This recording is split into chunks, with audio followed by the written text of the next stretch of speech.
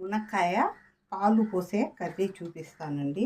ఇప్పుడు నేను ఒక 3 మునక్కాయలు తీసుకున్నాను. ఇప్పుడు ఇది చూడండి, ఒక టమోటో, ఒక ఆనియన్, కరివేపాకు ఇవి తీసుకున్నాం కదా. ఇప్పుడు బాండిట్లో కొంచెం ఆయిల్ వేసి మనం తిరగమాతలు వేసుకుందామండి. ఇప్పుడు చూడండి, మునక్కాయ కూడా ఉడుకుతూ ఉంది కదా. ఇది మనం కొంచెం బాండిట్లో కొంచెం ఆయిల్ వేసి మినపప్పు, శనగపప్పు, ఆవాలు, జీలకర్ర అన్నీ వేసాము.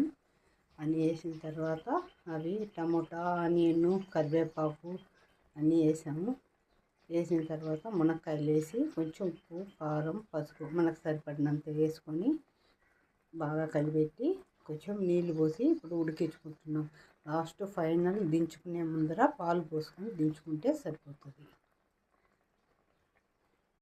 మనం ఫైనల్గా పాలు పోస్తున్నాను. చూడండి, పాలు పోసి కలిపెట్టుకుంటే సరిపోతుంది. ఇంకా కొత్తిమీర కావాలంటే కొత్తిమీర వేసుకోవటం. కొంచెం ఒక్క 2 నిమిషాలు అట్లా ఉడకనిచ్చేసి ఆపేద్దాం. ఫైనల్గా కర్రీ రెడీ అయిపోయింది.